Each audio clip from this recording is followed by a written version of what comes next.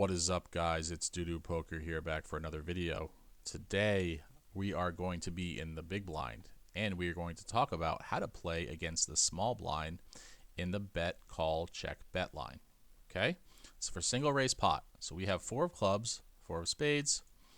It gets folded over to the small blind, who raises 3x. We call. Now the flop comes ace of diamonds, jack of clubs, 5 of clubs. We're going to follow along in the solver as well. So we have 4 of clubs, 4 of spades. We call. Flop comes ace of diamonds, jack of clubs, 5 of clubs. Now we know in theory small blind is supposed to mix between overbet and bet small. Now players are not mixing sizings here, right? They're not picking 2 sizings.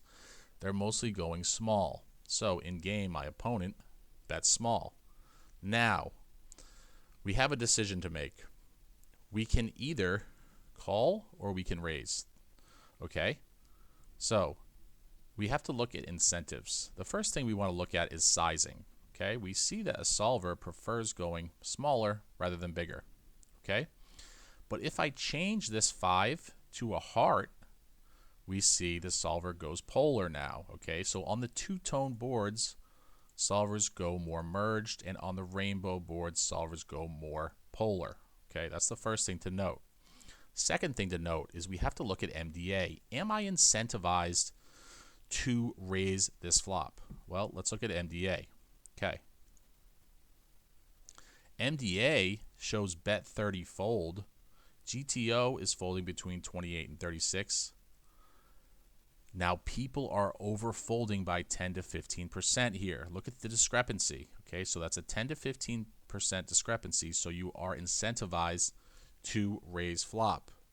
Also, look at the 3-bet range. Remember, you're supposed to have a 3-bet range as the small blind here on the flop. No one's doing this, okay? GTO has the 3-bet range as 12 to 15%. We see population is about half that, okay? Now the better regs are doing it more, but still underdoing it. So let's look at what Theory's doing here. Theory's 3-betting 8%. Now people are not going to do this. People are mostly going to call with their ace-king and mostly just have a calling range. So in 2 data points, they overfold and they under 3-bet flop. We are incentivized to raise. Okay, so in game, I raise flop. He calls. Okay, now the turn is very interesting. Jack of spades. Okay, so let's look at the small blind. The small blind is supposed to have a donking range here.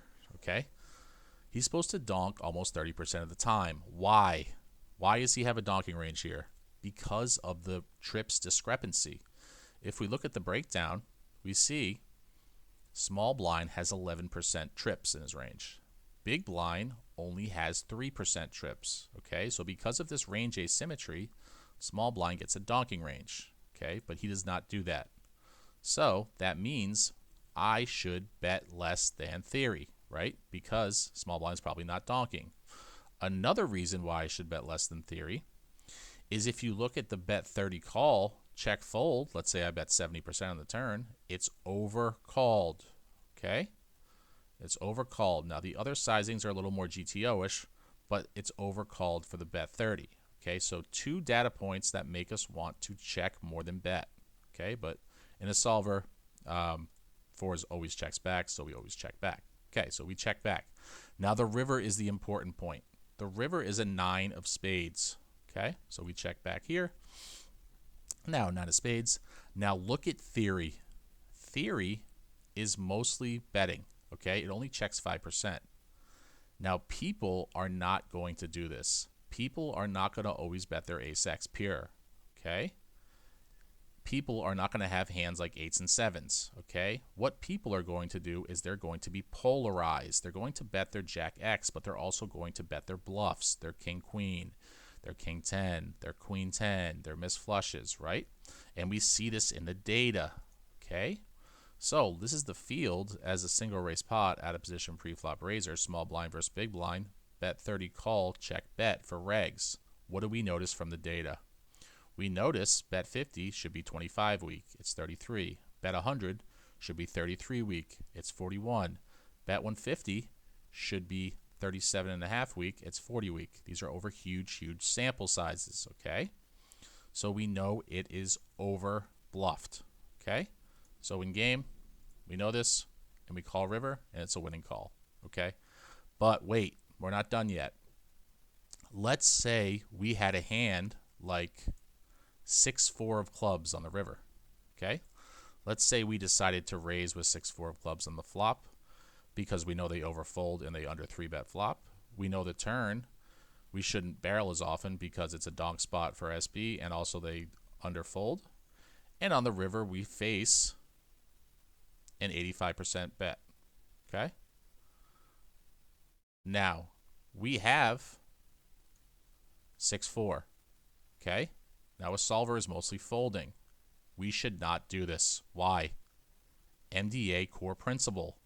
Any spot that is over bluffed is by definition overfolded. Let's say he bets 70 on the river. Okay, we're going to do some math here. If he bets 70 on the river, let's say he raises 3 pre-flop. We call flop 6 on the flop. He bets 50. I raise. Okay, so he bets 50 on the flop. I'm going to raise to 7. I want to make sure I do this correctly, actually. Hold on. Here it is.